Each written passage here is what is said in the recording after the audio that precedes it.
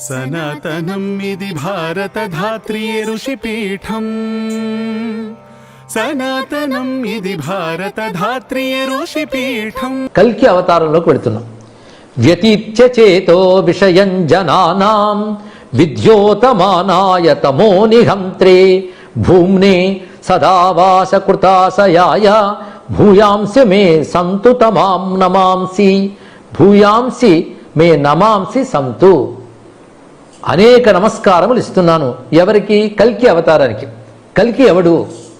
వ్యతీత్య చేతో విషయం జనానాం. మంచి మాట చెప్పాడు ఇక్కడ. కల్కి అవతారం ఇంకా రాలేదు. ఇదివరకు వచ్చినవా? వచ్చే కనుక మనస్సుతో ఊహించవచ్చండి. చేతో విషయములు. చేతో విషయం అంటే మనస్సుతో ఊహించవచ్చు. అప్పుడున్న వాళ్ళు చూశారు, అప్పుడు లేం కనుక ఊహించవచ్చు. కృష్ణావతారం, బలరామావతారం, రామావతారం, ఇంతవరకు చెప్పిన అవతారములన్నీ కూడా కథ కనబడుతోంది గనక ఇదివరకు జరిగే గనక చేతో విషయములే. కానీ వ్యతీత్య చేతో విషయం మనస్సుకు అందలేదు అంటే ఇంకా రాలేదు అవతారం, రాబోతోంది. రాబోయే అవతారం ఇప్పుడు మనకేం తెలుస్తుంది? అందుకే వ్యతీత్య చేతో విషయం జనానాం విద్యోతమానాయ తమో నిహంత్రే. మహాప్రకాశ రూపంగా వస్తాడు అవతారం. ఇక భావంలో ధ్యానిస్తే ఇప్పుడు మనస్సులోకి వస్తాడులేండి కల్కి. రావాలి కూడా. ఎప్పుడో కలికి వచ్చినప్పుడు చూసుకుందామని కాదు. ఇప్పుడు మన మనస్సులో ఉన్న కలిదోషాలు పోగొట్టుకోవడానికి మన మనస్సులో కల్కిని అవతరింపజేసుకోవాలి, స్మరించుకోవాలి.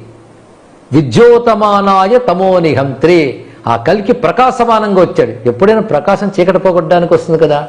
కల్కి దేనికి వచ్చాడు? తమో గుణాన్ని పోగొట్టడానికి వచ్చాడు. ఎందుకంటే కలి అంటేనే తమో గుణం తెలుసుకోవాలి. కలియుగంలో తమో గుణం తీవ్రంగా ఉంటుంది. అజ్ఞానమే జ్ఞానంగా భ్రమింపబడుతుంది. అధర్మమే ధర్మంగా చలామణైపోతుంది. పైగా దబాయింపు ఒకటి. ఈ అధర్మపరులు ఇలా చేస్తే తప్పేమిటి అని అధర్మాలు చేస్తుంటారు. ఎక్కడ చూస్తే అక్కడ ధర్మం తెలిసినవాడు అసహించుకునే విధంగా ఉంటుందండి. ధర్మం తెలిసినవాడు. ధర్మం తెలిసిన వాళ్ళే తగ్గిపోయినప్పుడు ఇంకా అందరూ ఒకటే. అలాంటి తమస్సు ఉండిపోతుంది. అలాంటి కలిరూపమైన తమస్సును పోగొట్టడానికై విద్యోతమానాయ ప్రకాశ స్వరూపుడుగా వచ్చే కల్కి భూమ్నే సదావాస కృతాశయాయ. ఈ భూమి యందు సదా ఆవాస సత్పురుషుల్లో హృదయాల్లో ఉండడానికై అన్నారు ఇక్కడ. అంటే సత్పురుషుల హృదయాల్లో నివసిస్తూ సదా ఆవాస కృత ఆశయాయ. సత్పురుషుల ఆశయము హృదయాన్ని ఆవాసకృత అనివాసం చేసుకుంటాడు. అలా వచ్చినవాడు. ఇందులో మరొక మాట ఉన్నది. సదావాసం. సత్ అంటే సత్యయుగం.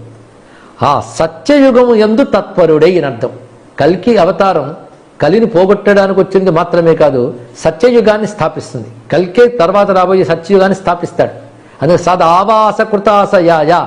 సత్యయుగాన్ని స్థాపించడానికై దాని యందు తత్పరుడై వచ్చేవాడు. ఇంకో మాటలో సత్పురుషుల హృదయంలో ఉన్నవాడై ఉన్నటువంటి వాడు.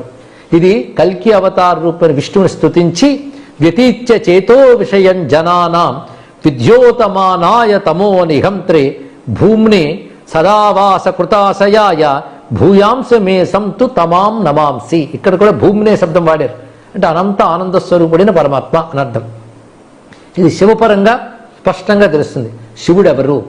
మనసుకి మాటకు అందని బ్రహ్మం. అందుకే జనానం అంటే పుట్టుక ధర్మం కలిగిన వారంటే మానవులు, సర్వజీవులు జనులే, పుట్టినవారు. వాళ్ళకి ఉపాధి తాదాత్మ్యం ఉంటుంది. ఉపాధికి సంబంధించి ఆలోచించగలరు. ఉపాధికి అతీతమైన పరతత్వమే శివుడు. అందుకే జనానాం వ్యతీత్య చేతో విషయం. ఉపాధి తాదాత్మ్యం కలిగిన పుట్టుక కలిగిన జనుల యొక్క మనస్సుకు అందనివాడు. యతోవాచ నివర్తంతే అప్రాప్య మనసా సహా అన్నారు కదా. చేతో విషయానికి అందని పరమాత్మ. అలాంటి పరమాత్మని మనం ధ్యానిస్తే అనుగ్రహిస్తున్నాడు. ఎలా అనుగ్రహిస్తున్నాడు? తమో నిహంత్రే విద్యోతమానాయ. మన మనస్సులో ఉన్న అజ్ఞానాన్ని, అవిద్యను తొలగిస్తూ ప్రకాశించేటువంటి పరమేశ్వరుడు. సదావాస కృతాశయాయ. ఎల్లవేళలా సత్పురుషుల హృదయంలో ఉన్నవాడు. అంటే సత్పురుషులే పరమేశ్వరుని ధ్యానిస్తారు.